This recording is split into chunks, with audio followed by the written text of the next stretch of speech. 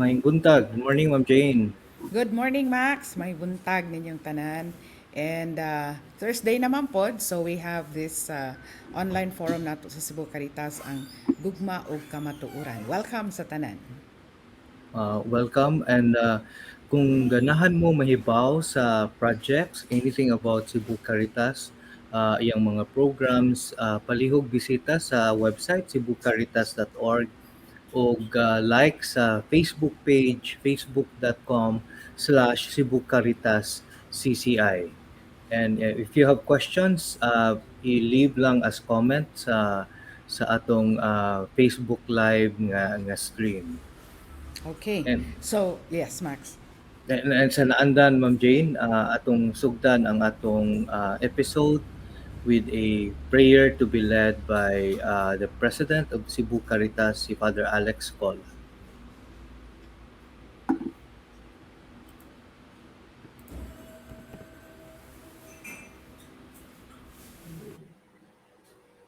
Sa ngalan samahan, og sa anak, og sa Espiritu Santo. Amen.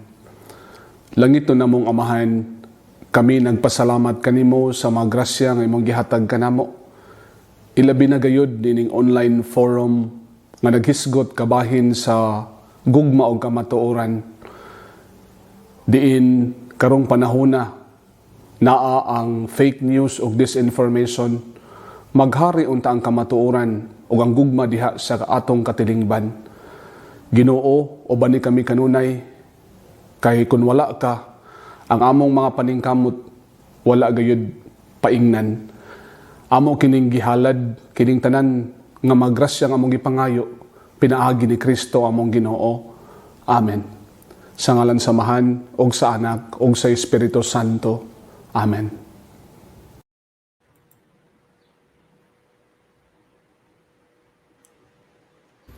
Okay. So, ang atong hisgutan karong buntaga, Max, no, it's continuation sa atong series aning pagtuki sa labi na ning sa Laudato Si ni Pope Francis, no, ang panawagan niya sa care for the common home. Last week we had a two guests, environmental advocates, lawyers, lady lawyers, taga Oceana ug sa Philippine Center for Climate Justice. Karong buntaga, ang atong resource person usa ka pari, member siya sa Missionaries of the Sacred Heart, MSC, usa ka religious congregation. Unya murag ang ilag yung gipatigbabaw sad nga advokasya, Max, ang protection sa atong environment. So allow me to introduce our guest this morning, si Reverend Father Richie Gomez. Siya ang National Director sa Center for the Poor Agricultural Cooperative, nga nagbase dito sa Mindanao, no? So welcome, Father Richie. Hi, good morning. Welcome. Welcome to Welcome. welcome, Father. Thank you for the invitation. Okay. And thank you for honoring our invitation, Father. We're very glad that you have time to share with us today, no? So daghan tag makatunan ani kay si Father and the congregation are very tawag natog very sincero gyud kaini sila sa ilang advokasya, Max, Yeah. sa pag kuan sa atong environment, no? As Okay. always, yeah. As always, yes, Father. So, daghang i-share si Father nato karon, Max. Yeah. Probably we will start off with Father. Maybe you could give us a very brief intro or a very brief description of what the cooperative, farmers cooperative, is like. Maybe Yeah. you also have a video to share later on. Yep. So, we formed the cooperative to combat climate emergency. Uh, Basically, from the grassroots, and kailangan magsama-sama, no? Kailangan hindi kaya to ng isa, hindi kaya to ng dalawa.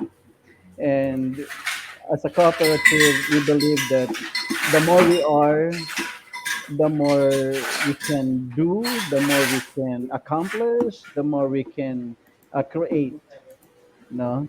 Kaya kailangan sama-sama. And the principles and uh, the principles and guidelines and of cooperativism is very important. Yan po, sa palagay ko, yan po ang makakasolve isa sa mga paraan sa problema natin. Sama-sama tayo. Oo, at saka kooperatiba na siya, Father, no? So meron Yes. talagang parang konkreto na aksyon na, hindi lang talk, but Yeah. may ginagawa talaga. So Opo. Father, maybe at this point we can show Max, no, Yeah. a Present. brief video of the cooperative. Sige, sige. Ah, ah. Ah.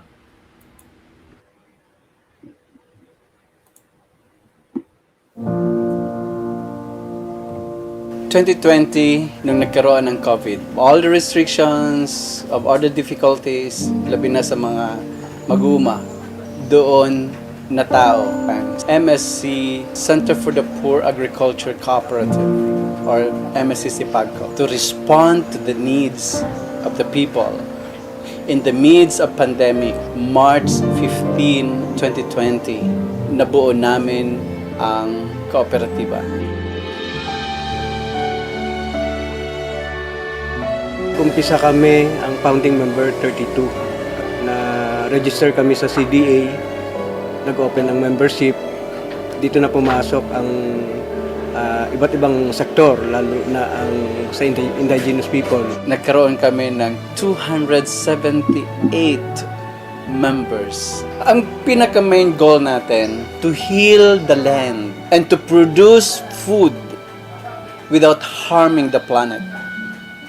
That's why ang flagship program natin sa Sipagco ngayon is to be a food security frontliner. Kaya nagsimula kami sa formation.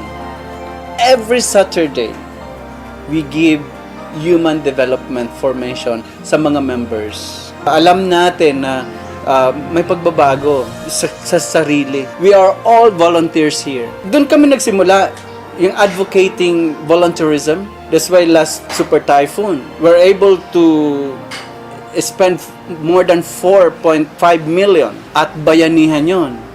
24/7, nagpapak kami para sa mga nasalanta ng bagyo. Nagtutulong-tulong. Marami. Local, international, government, non-government organization. We welcome them here. Partner talaga ang DA sa Sipagco. Nag-desire kami ng trainings. DA was there. So, usa ko ka OFW, dako gigi katabang ang Sipagco sa amo ang individual nga panginahanglan sa among pamilya. Kay diri ra man namo gi-market ang amo ang mga produkto. So, labi na ang mushroom. In time, year in, doon na madawat mi nga mga patronage ripan o sa among interest po sa among kapital. So, wala na mo abot sa akong pangisipan karon nga mularga pa. Kay labi na mabuhi man day tawag na adiri. Basta doon na lang tay sandigan nga ligon. Mao ang amo ang Sipagco. Sa Agusan del Sur, mas madalas ang ulan. Yun ang pinakang benepisyo ng mga magsasaka na kahit maulan, hindi nasisira ang palay dahil merong recirculating dryer from DA. Maraming magsasaka kung ang palay nila ay dumadaan sa trader, napakababa ng presyo, no? May karanasan sila dito na umabot ng 10 pesos per kilo. Pero sa kooperatiba, mula nung inilunsad natin ang pag-organic ng mga magsasaka, binibili natin ang palay nila ng 18 pesos per kilo. One of our best practices here is that is strictly organic. From 3 hectares, ngayon we have already 40 hectares converted. Pakiramdam ko, mas maraming magko-convert ngayon dahil sa napakamahal ng fertilizers. Tungod po sa kamahal sa mga synthetic, ang organic, kung kabalo lang ka maghimo, naka-list ka sa imong financing. Kaya gitudluan man ka sa imong paningkamot, nga dako kayo siya advantage kung sako lang. I appreciated the move of Father Gomez sa pag-form sa cooperative, especially para gid sa mga pobre na to mga mag-uuma kay makatabang sila labi na to promote the organic agriculture program sa Department of Agriculture. Kita na ko nga they are equipped sa mga trainings sa ilang nagyan sa TISDA or sa Agricultural Training Institute being the learning site din sa Talakugon. The poor, the little ones, the least, the lost, and the last are inspirations. Our workers here are drug dependents na nagre-rehab. Our students, some of them are ex-rebels, surrenderies. Most of them are lumad, farmers.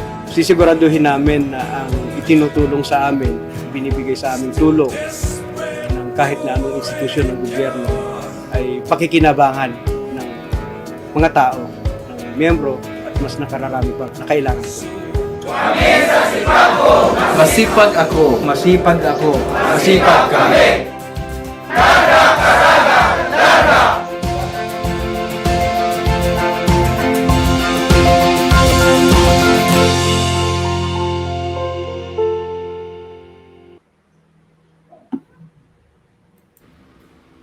Okay.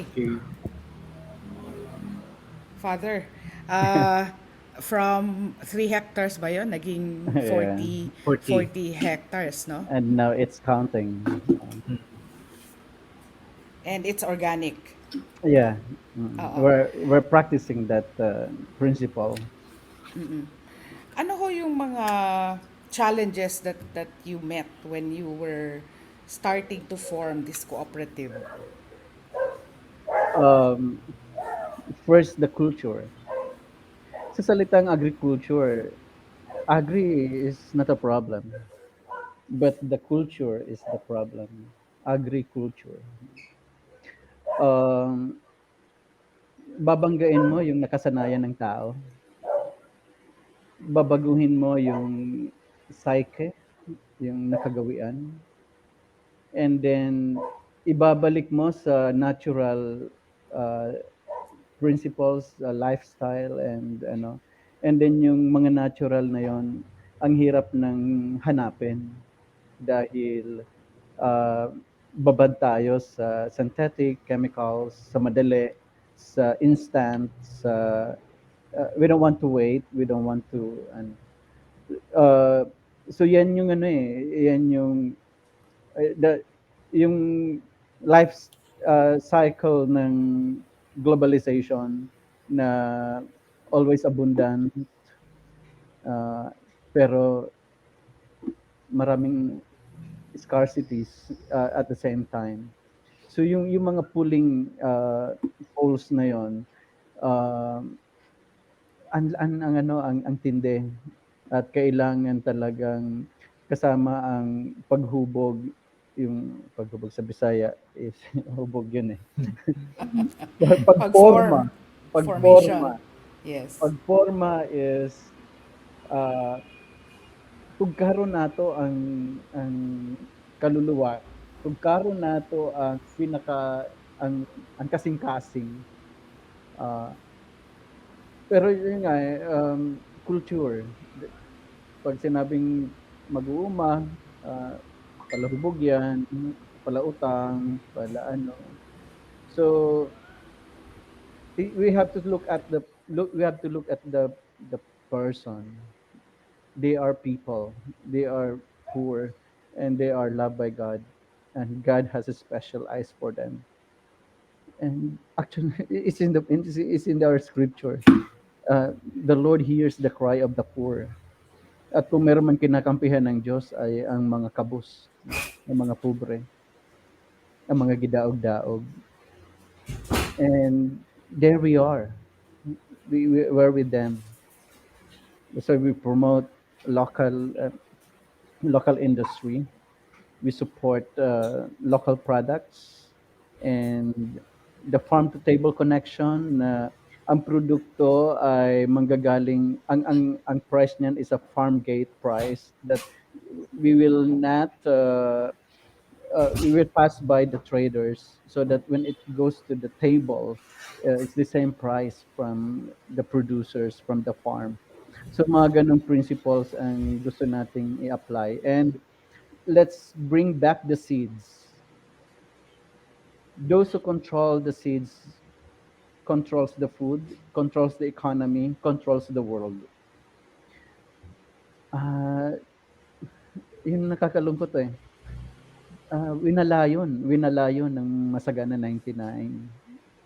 Winalayon ng modernong pagsasaka. Ang paulit-ulit na buto, na liso, na pwede mong itanim again and again, no, nawala yun eh. That's why in our farm, we want our farm to be a seed library where the farmers can get seeds there uh, without price. Yung practice ng noon ang panahon na kukuha ka, manghihiram ka lang ng binhi and then ibabalik mo pag naka-harvest ka na. So balik binhi lang tayo para the binhi is always new. The binhi is always reliable. Kaya kailangan siyang i-share. Yun ang nawala eh. Both to the ground level and to the multinational. Binago nila yung kultura. Kaya malaking trabaho, malaking hindi madali. That's why I'm not afraid. Sometimes lousy kami. Sometimes walang lumalapit, walang nakikipag-ugnayan. It is because our we are taking the road less traveled, as Scott Peck said. Konti lang ang naniniwala pa at konti lang ang tumatahak ng ganitong landas. Pero sana no, magising na tayo na for many decades sinira natin ang hangin, sinira natin ang lupa. We poison the soil, we poison the water, we poison the air, and nakita natin yung result niyan sa buhay natin. I don't know if you got my the impact of climate emergency in our food security. Yes, we have it, Is in the Father. PDF. You want me to share I it? don't. Sige po. Okay. We'll see. Wait. I hope it can help. This one? Is it this one? No. Not this one.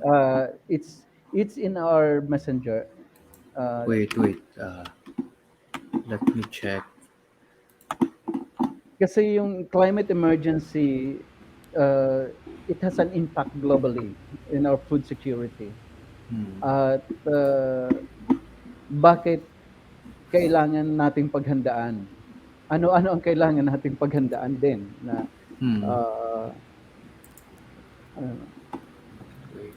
So Father, Yep. I was trying to digest what you were saying earlier, that I was very interested in yung sinabi nyo na yung balik binhi, no? The Yeah. seeds Yeah. that they used to plant dapat ibalik din sa lupa. Yes. So this is traditionalism versus modernization. Yeah. Tama ba? That's why, And yeah. and in our effort to mass produce or come up with more, we are destroying, di ba? Yeah. In our effort to have an abundant harvest, Excessive.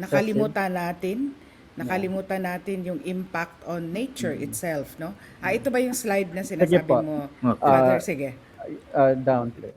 Continue lang. So what is happening in our common home now? We are in a climate emergency. This is what I want to emphasize. And another 1.5 degrees Celsius go. And then with that temperature, we are in a tipping point in 2030. And yun nga, 2030 tipping point, hindi pa naman katapusan ng mundo, pero irreversible damage ang mararanasan natin. Down, please. So, and Pope Francis is invoking to all of us that time was running out for mankind to save the planet from the potentially devastating effects of global warming. If not now, we will not act Now when? And if I will not do something and you will not do something, who? Next please. And nauubos na ang ating oras. Down. Hindi lang yung tipping point kasi ano eh, akala natin sa ano lang yon sa environment. But because of this war, we have what we call the nuclear tipping point that could happen. And these are the points of no return. And the window is closing fast, and our action is in the next 10 years will largely determine the fate of humanity. Very crucial. What we are talking right now is the issue of our time. This is not the issue of the environment. This is the issue of humanity. Next down, please. And then why people don't act? Bakit? Bakit mabagal? Bakit hindi nag-ano? Kaya sabi nila, nga nung dili mo lihok, yung mga ah, ano, nasusunog na gubat, malayo man yan sa atin, baha-baha nga sa atin. But the characteristic of climate change or climate emergency is extreme weather. Pag baha, pag ulan talagang baha.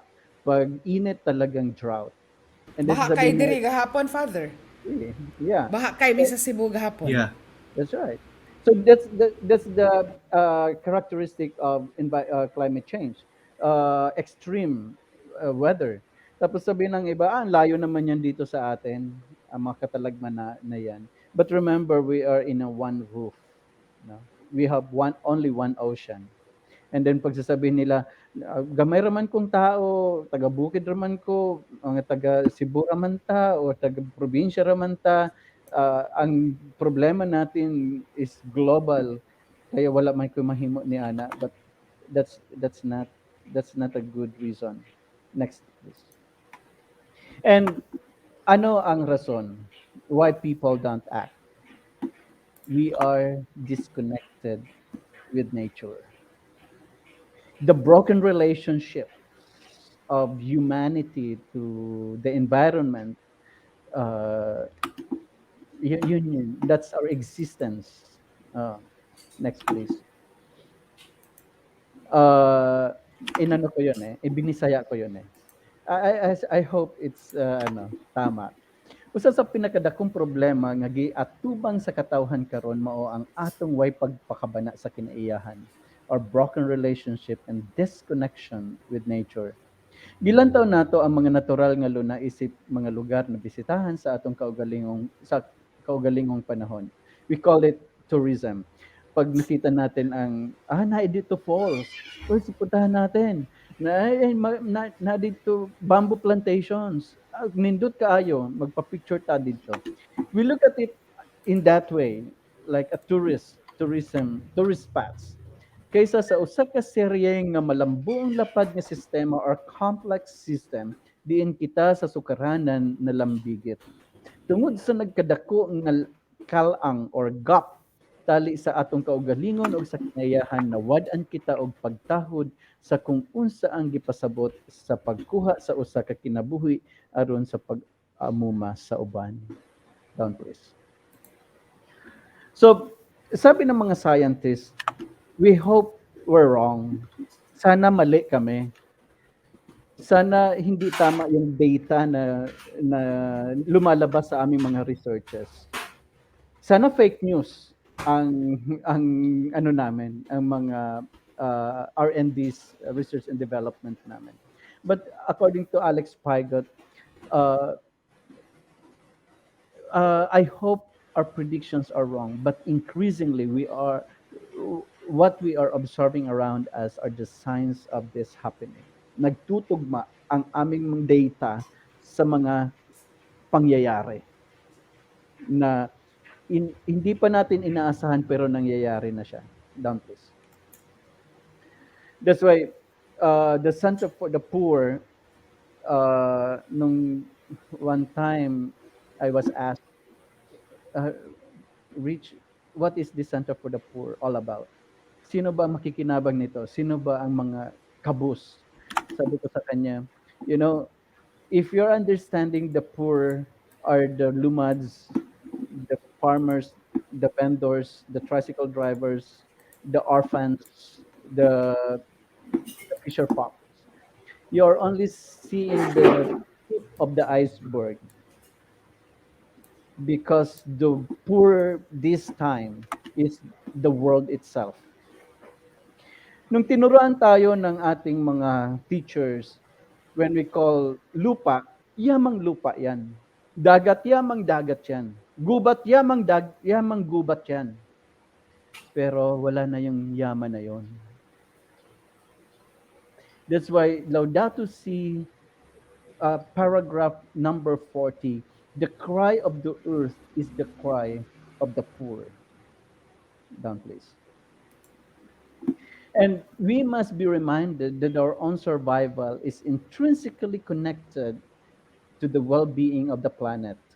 This means ending the cry of the poor within planetary boundaries and placing human dignity at the heart of our policies and actions. Next. Sa Tagalog, sorry medyo Tagalog ako eh. Ay, maganda yung pagka-tagline niyan. Ang daing ng lupa ay daing ng dukha. The cry of the earth is the cry of the poor. Down, please. So, how do you respond in an emergency? We can keep acting as if this isn't an urgent matter of life and death. Down, please. Down. Wala na ba? Ayan. So that's why our approach must be integral. The integral ecology in the Laudato Si documents, the whole chapter of Laudato Si, chapter 4, is all about integral ecology. And this integral ecology is about the eco-conversion, the conversion of oneself, and the communal conversion and the ongoing conversion. Next, please. And these are the goals of Laudato, 7 goals of Laudato Si set by the Office of the Vatican under the custody of promoting integral human development. Response to the cry of the earth, response to the cry of the poor, ecological economics, adaptation of simple lifestyle, ecological education, ecological spirituality, and community engagement and participatory actions. Sana nga sa mga recollection natin, Max and Ma'am Jane, can you propose this series of reflection? Ngayon, pamalandungan nato, response to the cry of the earth muna. Ano yung cry ng earth? Can we make recollection on that? Can we make retreat on this topic? Sa mga group, can we make a Bible sharing or study on this topic? And then adoption of simple lifestyle, for example. These are already a topic given by the Vatican to the whole church. Now, this is our hope of the earth and hope of the poor. In this midst of emergency, yung sabi ni Pope Francis na we should not be snatched by hope. Yun na lang ang inaasahan natin eh. Because of the catastrophes, because of sufferings of the people. So I hope these Laudato Si goals, how can we make this sub-themes in our reflections, in our recollections, in our Bible studies, in our catechism, and then how do we paano to sa buhay natin ngayon? Na gano'n. And then sige nga, next please. Yes, what kind of the world do we want to live to your children? This was explained already by Father Joel with your previous session. Anyway, let's go down. And isa yan, let's protect the mangroves. Ang point ko dito is that kung meron man tayong mga actions, it must be ecologically balanced. no? Halimbawa, bakit sa akin mangroves instead of seawalls? So, it has, Concrete yes. seawalls. Oo. Mhm.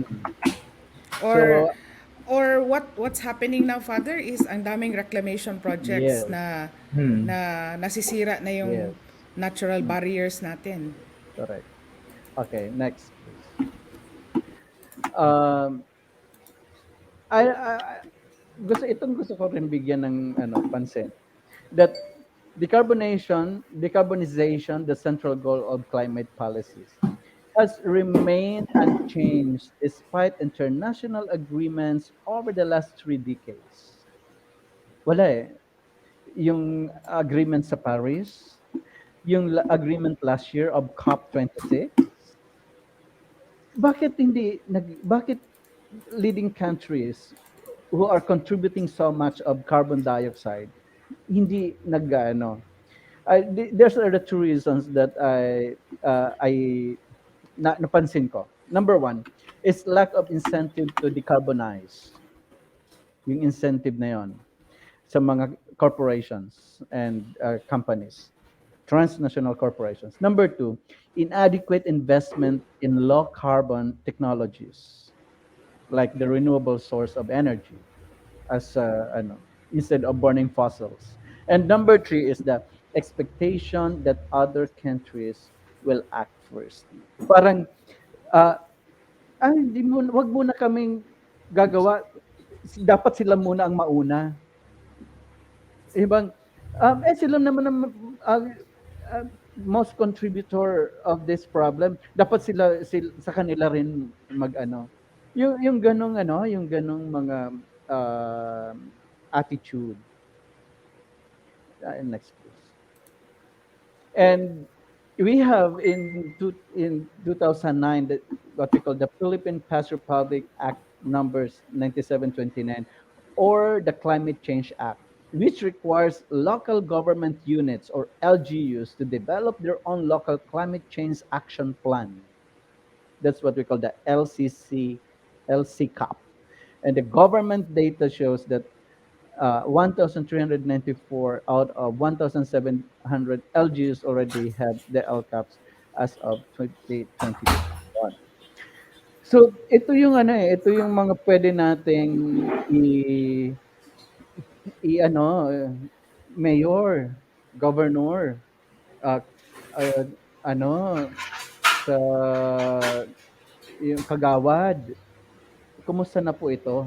Kumusta na po itong Republic Act 9729 sa ating local government? Next, please. And yeah, itong burning of leaves. Next.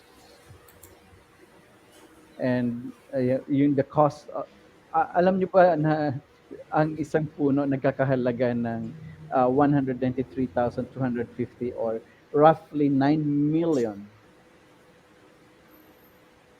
This environmental cost, aware ba nito ang mga loggers? That for every tree that they cut, they owe the planet of 9 million pesos. At pag naningil siya, hindi lang 9 million ang nadadamage, pati buhay. Next, please. And in our moral responsibility, as simple as we are, we can be blind of our sinful situations. No? Kahapon nandun ako sa seawall ng Legazpi City. Siyempre maalon. There's a lot of floating plastics. Parang sabi ko, pwede ba gusto ko nang lumangoy at mamulot na ako ng basura. But yeah, we can be blind. This is a moral obligation. Next, please. And ito yung mga sandalan natin. For example, the Republic Act 10068 on organic agriculture. And then now it is being revised. Next, please. Naging na siyang 11511 Republic Act. on participatory, focusing so much on participatory guarantee system na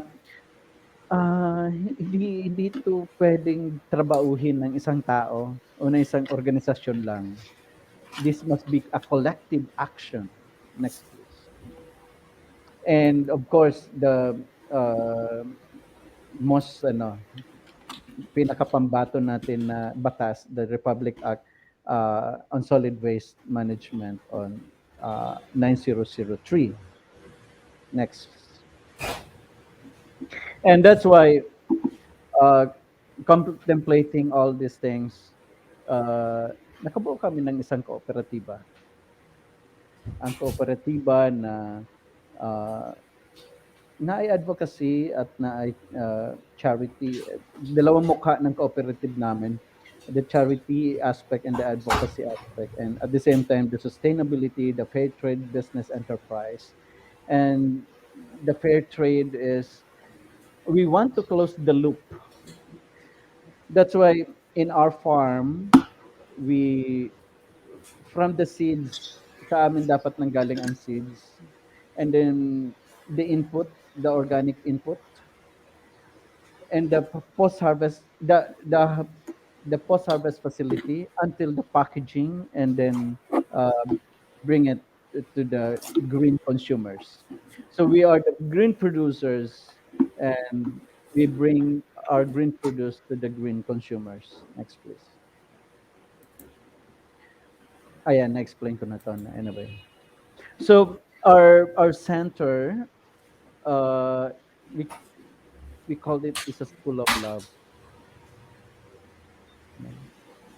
We cannot grow vegetables without nurturing it every day. We cannot grow a chick na magi siyang chicken without nurturing them every day. And we are a DA ATI learning site, and at the same time we are also a farm school of TESDA. Next, please. And yeah, yan ang advocacy natin, to be a food security frontliner. That's why we innovate products. No? Next. What else? Yun. Yung sinasabi ko kanina. Sa salitang agriculture, ang problema is the culture. No? Ang daming binabangga natin dyan. Next, please. Matatapos ito. And don't you know that soil is an antidepressant? The smell of Mycobacterium baxi, a microorganism found in soil, compost, and leaf molds, lights up neurotransmitters that releases serotonin. And serotonin is a mood-lifting hormone.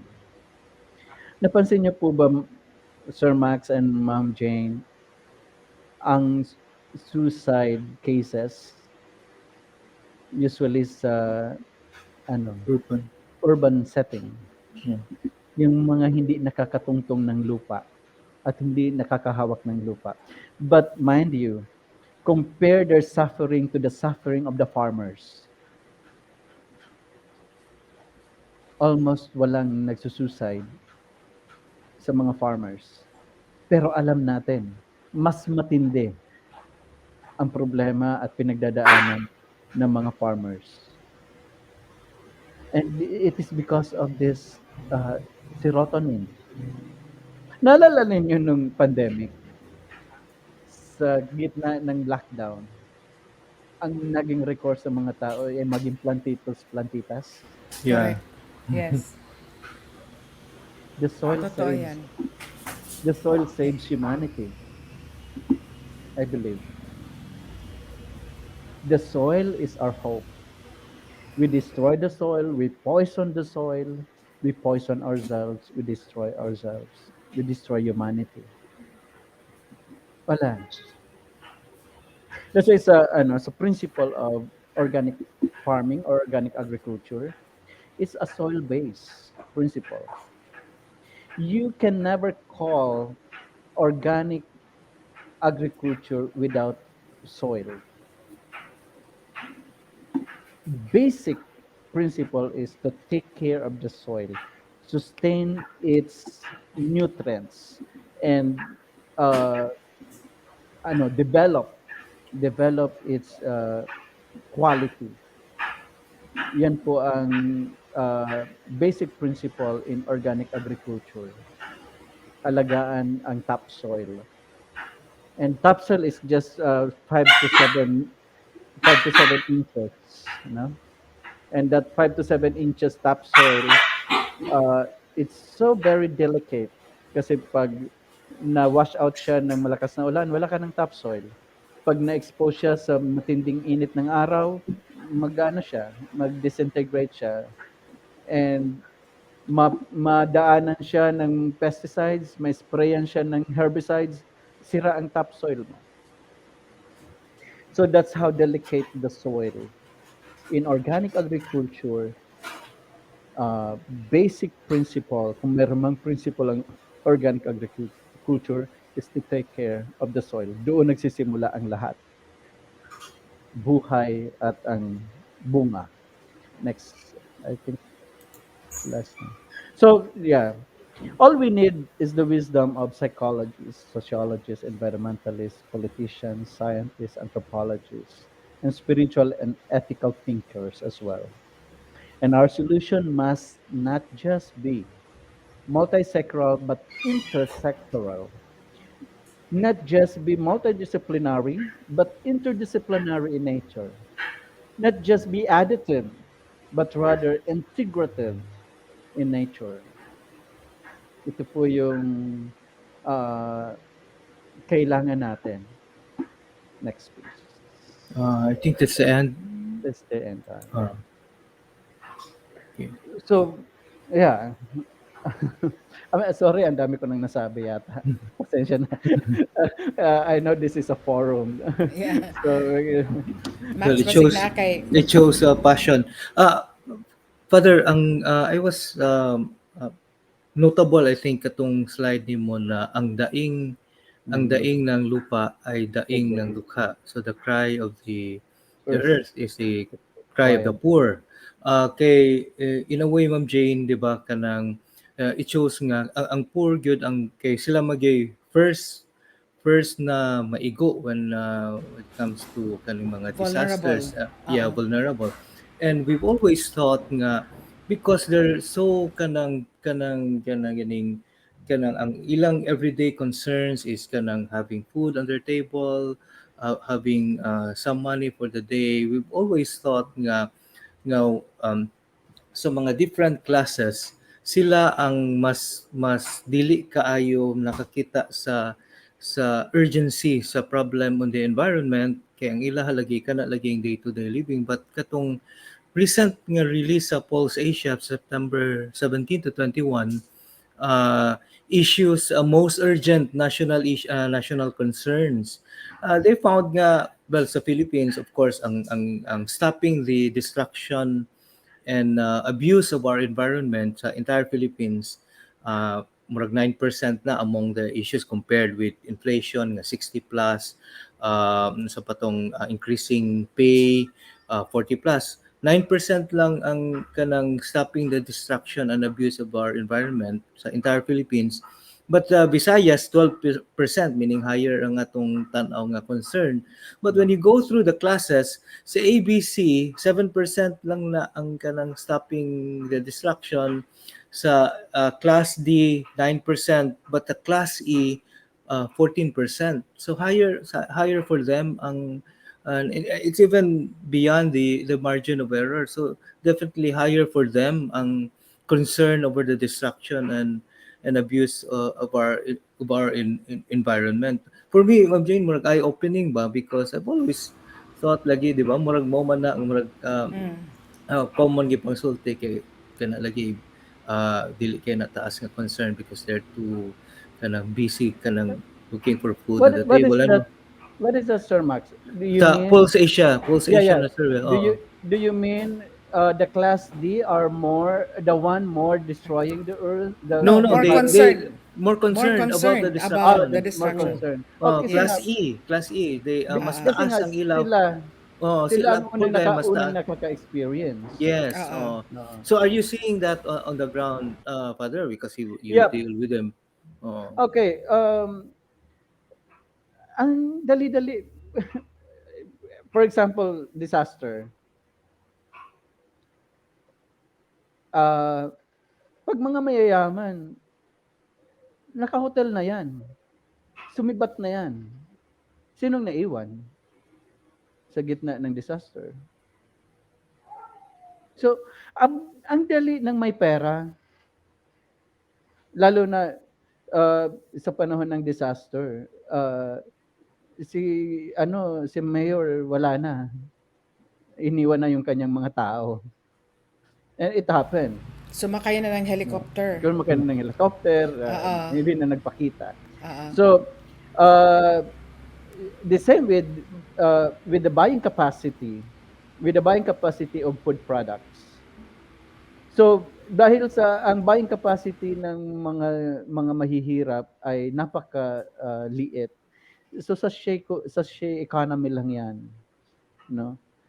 Hindi yan nakaka-impok o hindi yan nakakapondo ng 1 week food sa kanilang refrigerators or cabinets. It's a In day to other day. words, in other words, Father, let me talk about the sachet economy, because in a Okay. way, this is also contributing to, you know, sachet shampoo, sachet mantika, sachet, and Mm. these are all non-biodegradable, no? So again, Mm. malilink natin to poverty, no? Mm. As you said, the bulk of our people cannot buy Mm. in big amounts kasi Mm. day to day ang kanilang sahod. Yes. Daily ang kanilang sahod. So, it really goes all back to poverty. It's not even a lack of concern. That's why I think the survey, Max, Yeah. will surface the fact that it's the poor who are More aware. aware. Aware. Oo. Impact. Contrary to what one senator said, that the farmers and fishermen don't know Do not. anything about climate change. I mean, Hmm. 'di ba? Are you familiar No. with that, Yeah, yeah. Father, no? Parang ultimate insult, no? Yeah, Especially to the lagi. farmers. Oo. Hmm. But Father, I can sense your frustration, no, because you showed we have very good laws on the environment. But I can sense your frustration about the non-enforcement, the non-implementation. Are these all lip service from our leadership? Even the Ah, Single Plastics Act, for example. mm. Nakikita ko kasi diyan yung yung who benefited in the economy, in the cycle of economy. Look at Let's look at the cycle of economy, the chain of our system. Makikita mo dun na uh, the transnational corporations that fueling the sachet economy, um, sila lang nakikinabang eh. Oo. And then, sino ang mga supporters nitong mga negosyong ito? No? Sino ang mga naglalabi ng mga negosyong ito sa sa para magi siyang makalusot siya. Yeah, nabanggit ko kanina before this online, we talk about pagdating dun sa um, we cannot separate or we cannot deny that the issue on environmental problems is a political, uh, they has something to do with politics. No? Ang ang kagat ng batas at implementation, siya ang susi nitong mga problemang ito. Hanggat si governor ay mga stockholders ng ganitong mga kumpanyang ito at mayroon silang mga shares dito, they can never implement zero to ban the single-use plastics.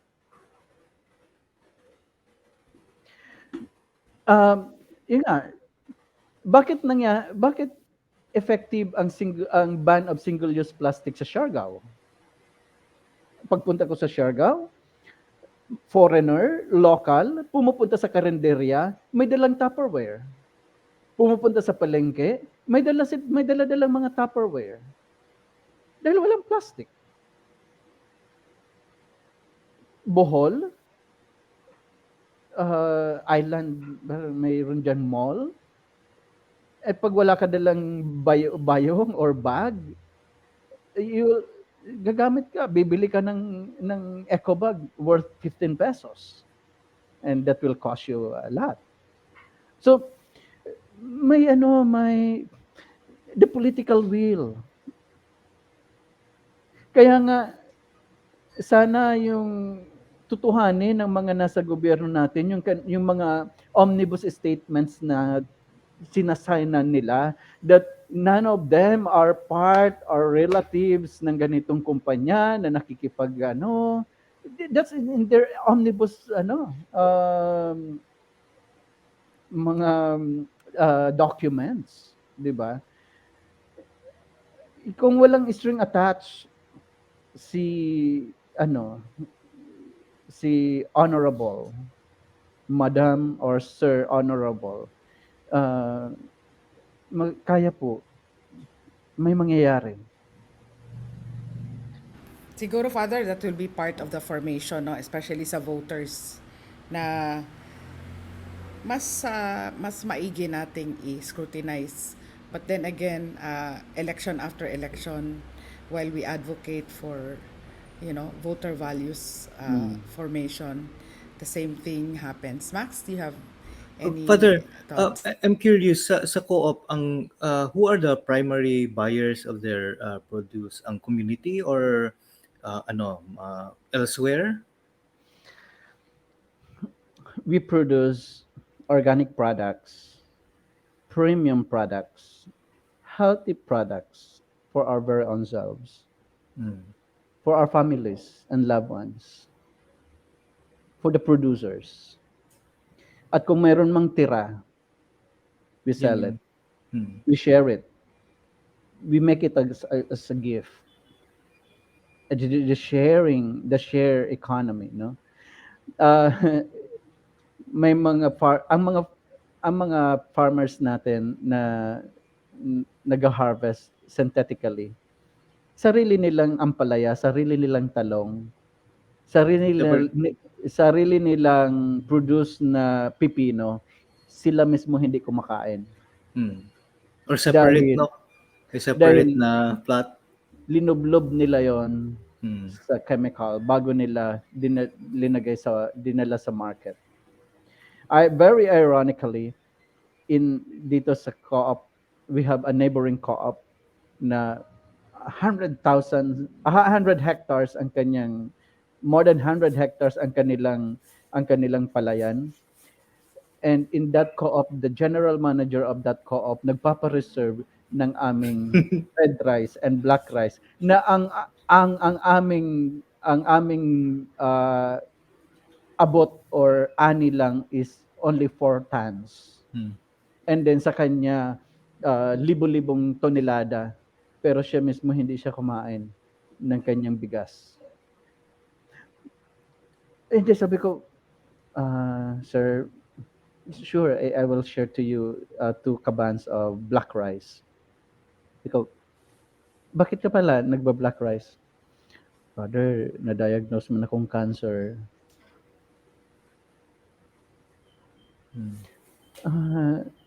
Ako ang nalungkot sa kanya. Hanggang kailan ka sasakay sa cycle of economy that promotes injustice even to your very own health? Hanggang kailan? And Father, are you planning on expanding pa there, and also parang establishing another co-op in Yeah. another location? Um, because of Father Joel in Camotes, uh, by the end of this month, starting November, first week of November, they will be sending their general manager to our farm. Mm. Center for the Poor, Center for the Poor Cebu, Center for the Poor Nueva Ecija. Ang kanilang mga general managers will have a 3 months training dito sa amin. Kasi sabi ko sa kanila, uh, uh, we are getting nakikita natin yung call, and then sabi ko hire a general manager, sasweldohan natin, bubuhayin natin, and then si general manager must be oriented, mayroon siyang orientation dito. And then nung narinig to ng pare sa Cagayan de Oro, and then sabi niya, Father, actually gusto kong magkaroon din ng cooperative, and then we want to pattern it the way you do it here in Del Monte. Um, Pinag-uusap-usapan na talaga namin. And sabi ko, yes, it started with your founding members. And then for the founding members, pick up a general manager full-time. And then titrain namin siya, gagawa namin siya ng programa, and then kung ano man yung pinagdaanan namin as cooperative, mapa-legal documents, mapa best practices, mapa organizational, we will support. The Center for the Poor, Butuan, and Del Monte will guide you, and it's our commitment para ma-replicate natin ang mga best practices. Kailangan. Father Ma'am Jane, naday message si Father Alex, if pwede ba kuno ma-invite si Father Rich na magbigay ng orientation seminar sa mga farmers sa Oo, Talot Barili. Can you explain, Ma'am Jane, saan ang naa nato Yeah. sa Talot? Cebu Caritas has a training farm, Father, also in Mhm. Barili. Maliit lang siya. The property belongs to the Archdiocese. We already have 10 core farmer families there. And we would appreciate really if you could share also your techniques, no? Kasali na doon, of course, yung formation. Kasi Apo. side by side naman yun, di ba? You're talking about the culture that also Yeah. needs to be changed, no, or the psyche. So maybe Father Alex will, our president, Father Alex Cola of Caritas, will be getting in touch with you. Yeah. I'll put my number here at a chat box, no? Oo. Sige. Sige, Father. Oh. So that he can just text or call, and our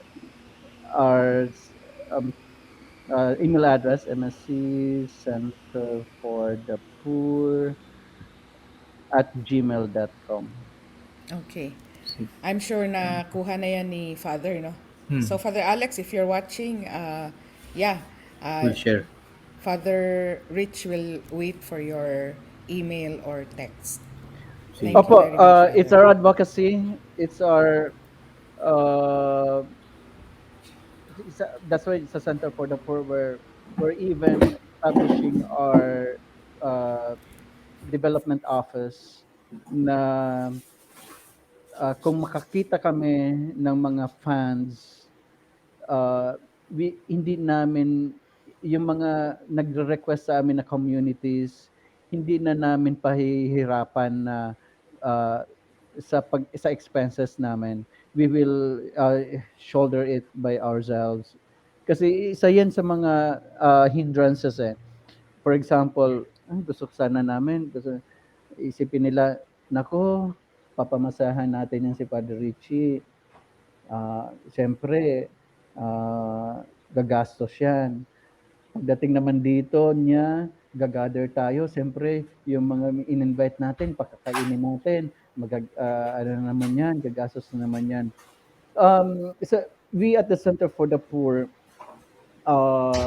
we are developing the office na sana mayroon kaming maging funders na on that aspect na pag may nag-invite na community, we will bring there the technology, we will give them the techniques, the practices, and at no cost sana, no?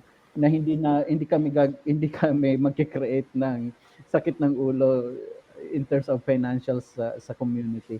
But we're praying for that na mag-grant yung mga application namin, and sa plano nga na ang dream nga namin na ah, pag napunta ako ng Cebu with my team, wala kayong intindihin na pamasahe namin, and then baka kami pa ang mag-sponsor ng meals sa inyong participants, sa inyong community, ah, para ano may mangyari talaga. Yeah. Para may mangyari. Yeah. Anyway, that's our vision, no? Uh, para ma-share yung ating mga best practices. Father, Ma'am Jane, yeah, Father, you talk about kanang culture. Because I know na somebody did, because Father, for a long time, I worked as a journalist here in Cebu for a paper. And then somebody did a study. I won't mention which town, but he did the study for the municipal government, and very extensive ang use of pesticides in vegetable raising, vegetable production. Very extensive, and parang grabe yung nakuha niyang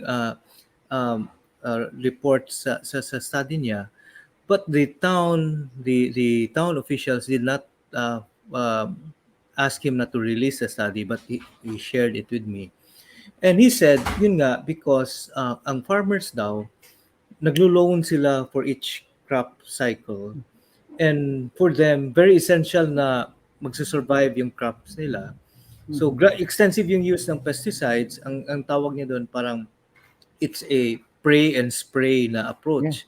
You pray na your crop survive, and then you spray a lot, and then he said na, yun nga, several people have been saying this na for their own consumption, may parang separate plot sila. Doon nila i-cultivate yung vegetables that they'll be For them. consuming for the family. Because they're aware that it's poisonous already. For toxic, no? Mabuti nga kung nagpe-pray pa, kung spray na lang talaga. Spray na lang diretso. Wala ng S. Yeah. Yeah, that culture, no? Ang mga farmers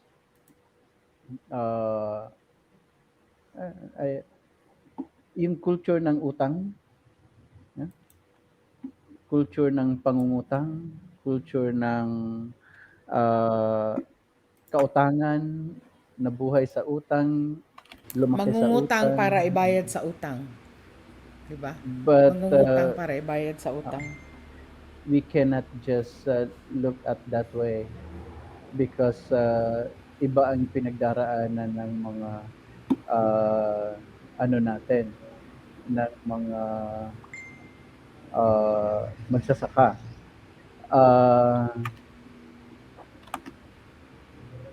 Ma'am Jane, can you post meron akong pinadalang picture yan sa messenger natin. Can you post it? Sige, I will send it to you, Max. Sige. Okay, there. Tinuruan ako ng mga magsasaka at ng mga lumad ng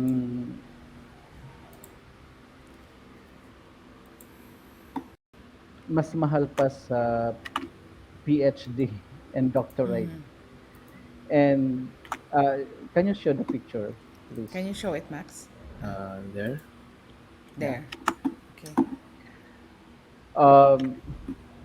May programa kami ng 1.5 million for the farmers. Organic training for the whole year of these 10 farmers. Linaan talaga namin yung 1.5 million. And after a year, calculated na namin yon sa 350 a day nila.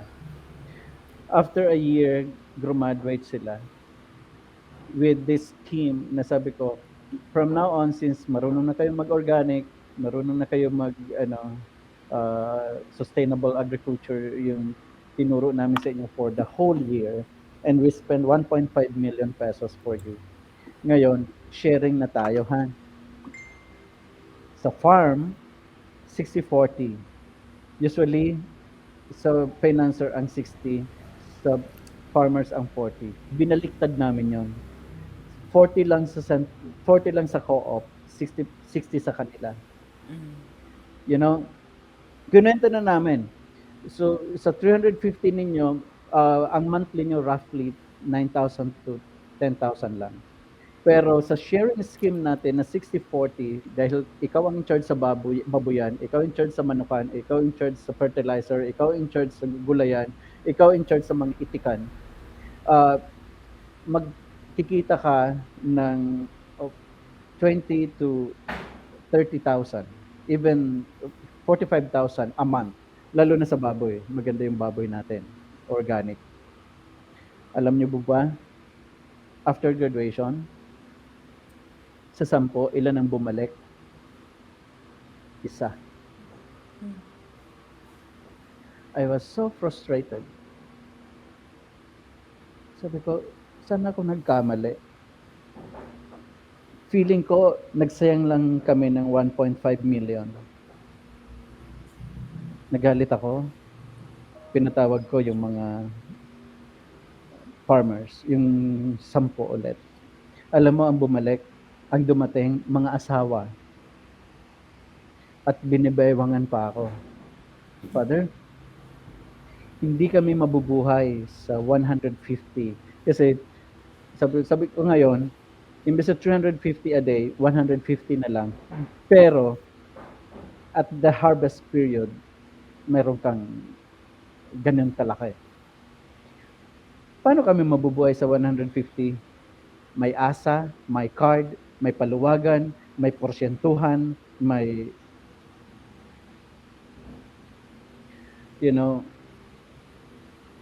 tapos may mga anak pa kami. Paano yung pagkain namin? Alam nyo, at that very moment, it changed my perspective, the way looking at these farmers. Sa lahat ng tao, sila lang ang sumusunod sa dasal na tinuro sa atin ni Jesus. Give us this day our daily bread. It turned back on me. Sabi sa akin ng Diyos, Richie, ang hinihiling ko lang sa iyo ay bigyan ng araw-araw na pagkain ang mga farmers.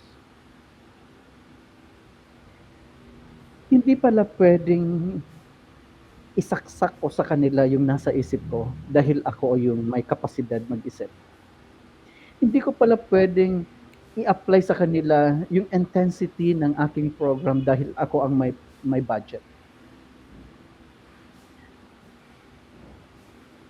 Hindi sila bumalik because I didn't respect them, who they are. Sabi ko, kaya pala ganito ka-espesyal sa mata ng Diyos ang mga pobre, ang mga kabos. Dahil pag may natatanggap silang biyaya araw-araw, hindi sila nagsasabi, thank you, Father. Thank you, Father Richie. But pag oras na matanggap nila yon, sasabihin nila, thank you, Lord. Dininig mo ang aming dasal. Then, there, I realized it's very costly to have a PhD when your teachers are the poor. Kaya may bumisita sa akin sa farm, sabi niya, Father, dapat ganito, dapat ganyan. Ano yung dapat natin, ma-replicate natin to, dapat gawin natin to sa kanilang mga tahatahanan. Sabi ko, Brad, sandali lang. isuot muna natin ang kanilang mga botas bago tayo magdesisyon para sa kanila. Baka ma-prostrate lang tayo. That's why this picture, very, ano to sa akin, powerful. Naka, ano sila nakakulong sila. At ang nakikita nila ang tinapay, hindi ang kanilang liberty. Sir Max, Sir Jane, lahat tayo may pangarap sa mga magsasaka. Lahat tayo may mga pangarap sa mga kabus. Kung may change man na mangyayari, baka hindi sa kanilang panahon. Baka sa kanilang mga anak. At sa atin din, Father, no? Yeah. Oo. And we'll just do our part na wag natin kalimutan, the poor, the little ones are precious in the eyes of God. Kaya kung gusto mong mahalin ka ng Diyos, gusto mong biyayaan ka ng Diyos, mahalin mo muna ang mga kabos. Totoo yan, Father. Napakaganda na reflection, Max, no? Yeah. Thank you very much for that, Father. No, we do need that. Especially kami ni Max na nagvo-volunteer din sa Caritas. So kailangan nating maintindihan Yeah. kung sino yung ating mga partners na anawim, no? The lost, the least, and the last. Max? Yeah. Ma'am Jane, abot naman ta sa atong time. We'll ask Father Rich Yeah. to give his final parting statement. And Father, Okay. just stay on because Yeah. after this, we'll ask si Father John to do his weekly report sa Caritas ng mga project. So Father Rich? Let's just continue what we had started. And to make great things is to do what we love.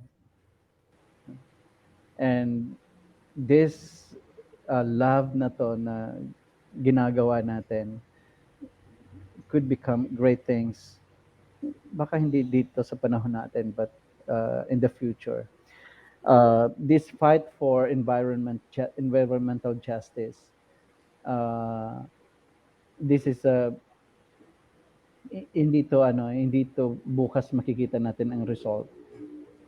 Kung frustrations man lang and kung disappointments man lang, ang dami-dami na niyan. Ang dami-dami niyan. But continue lang tayo.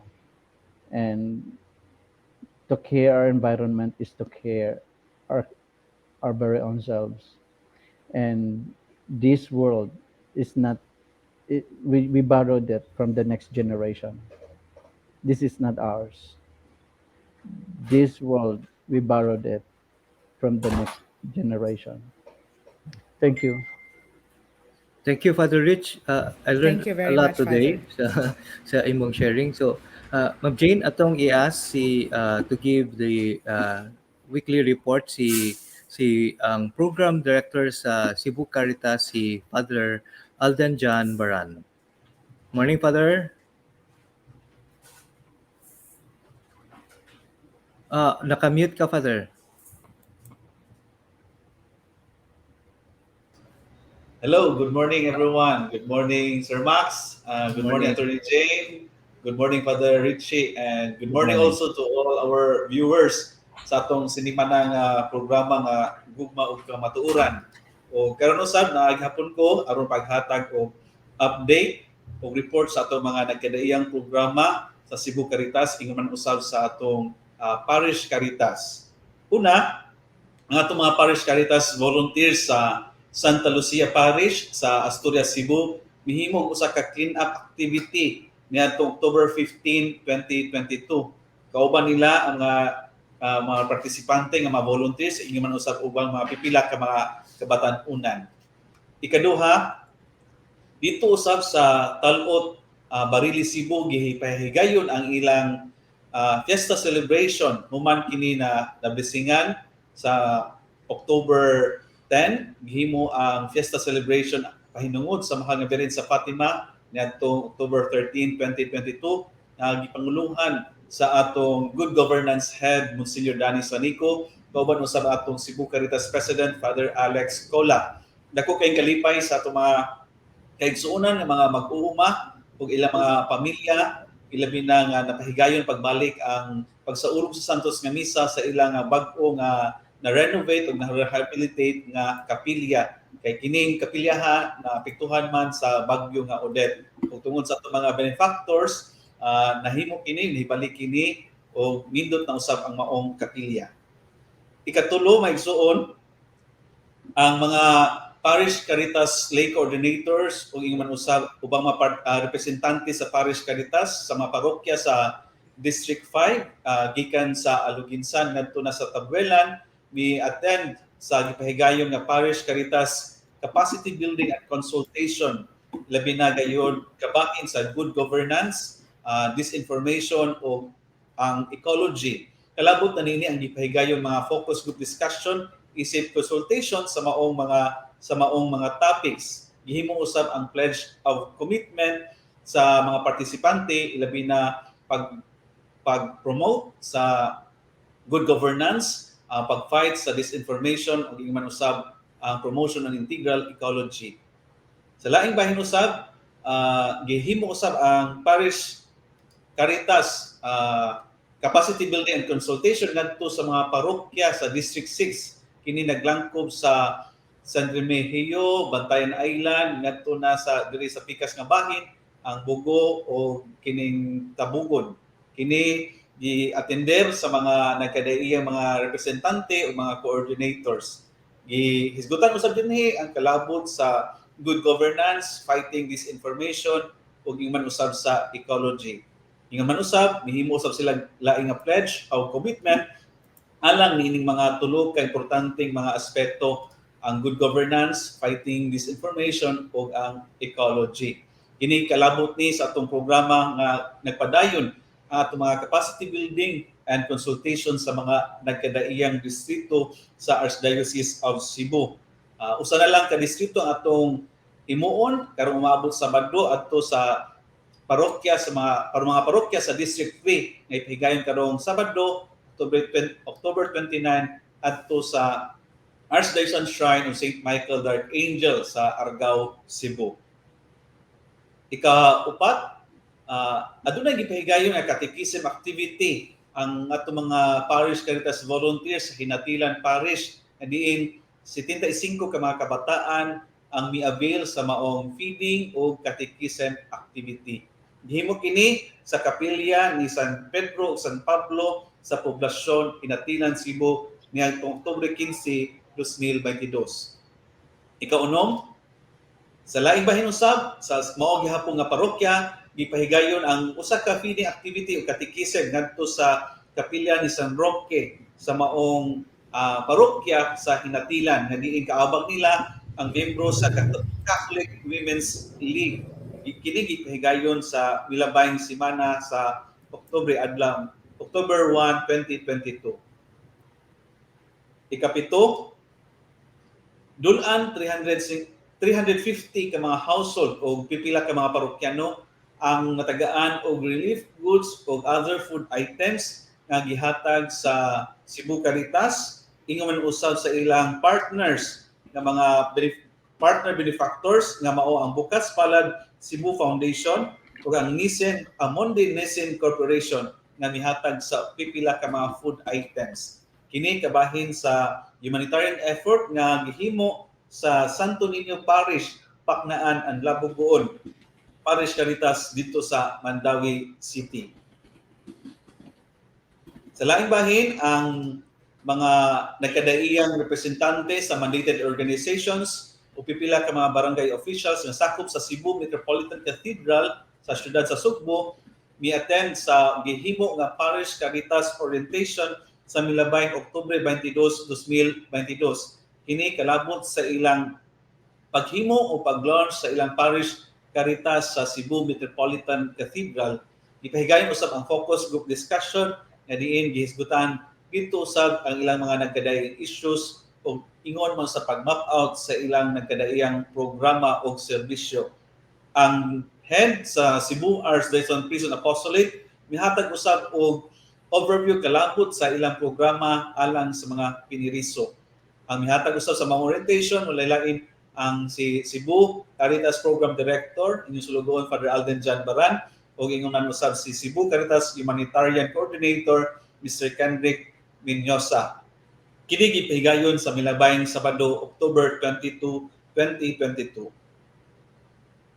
Ug sa katapusan, sa gihapon giagni ang tanan, ilabi na ang kato mga volunteers o mga partners nato sa nagkadaiyang Parish Caritas sa Archdiocese of Cebu sa pag-apil nining Arts et Caritas a photo and video contest. Kini kalabot sa pag-promote sa mga nagkadaiyang programs and services ingon usab sa mga gibuhat sa atong mga Parish Caritas diha sa matag parokya.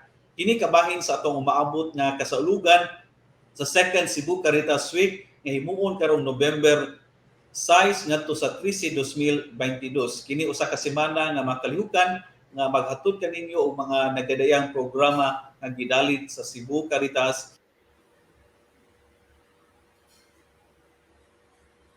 Naputol si Father John? Yeah. Okay. Okay. At least na-complete naman to niya. Wait. Magnabalik siya. Ang tanan nga Yes, Father. Wait.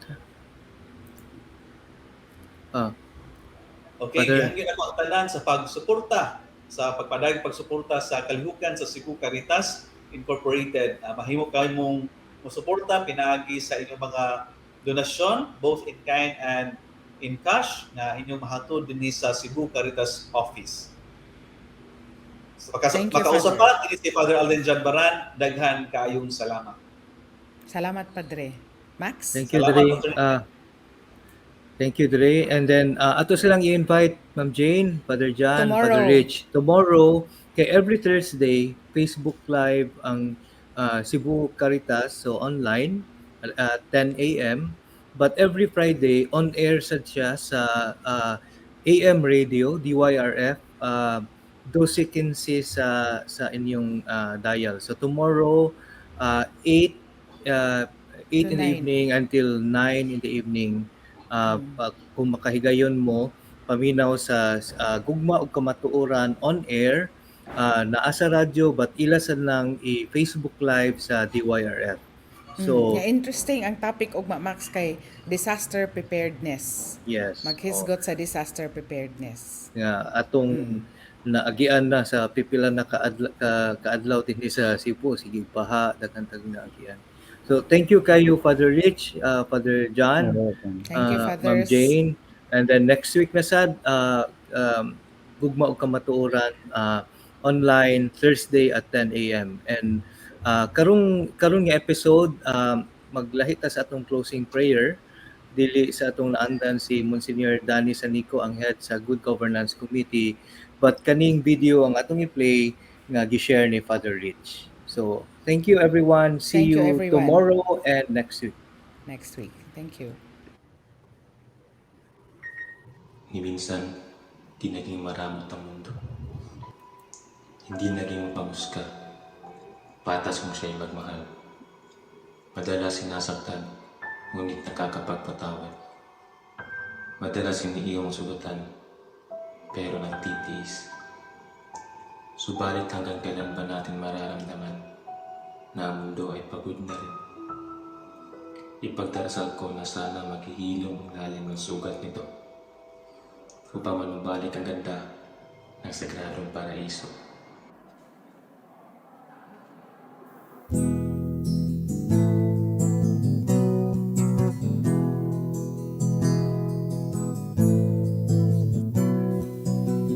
Nagsusumamo itong damdamin, nadalangin ko'y iyong dinggin, na muling diligan nagsagradong ulan, ang mga pinhing pinagdadamutan.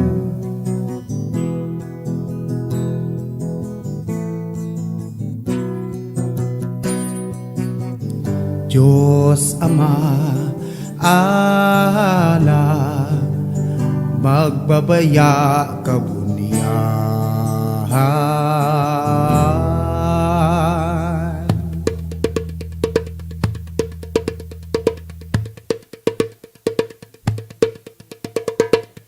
Dungga ang pangamuyo, pindugan nga ang kakasakit matambalan. Kapobrihon, kagutom, kawadon o katalagman.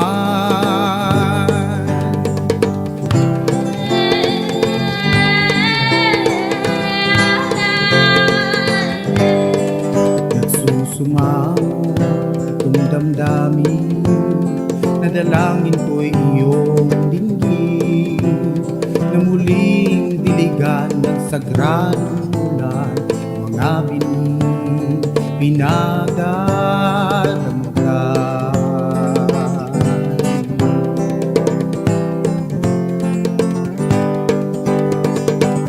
Palayain, palayain, palayain, palayain, lupain, ipinamana, palayain, inilason ng magpanilang pag-asa. Gamit kemikal, maling teknolohiya, naliwanagan, kapatid kong magsasaka. Isusumamo itong damdamin, nadalangin ko'y iyong dinggin, na muling biligan ng sagradong ulan, ang mga binhi pinagdadamutan.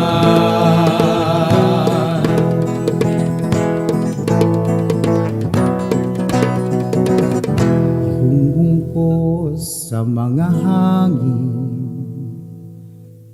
itong aking daig, magbunga sana mataimtim kong panalangin. Pagmamahal, pagpapakumbaba, kaligayahan sa kapwa, muling yayabong at maghahari, palay na mapayapa.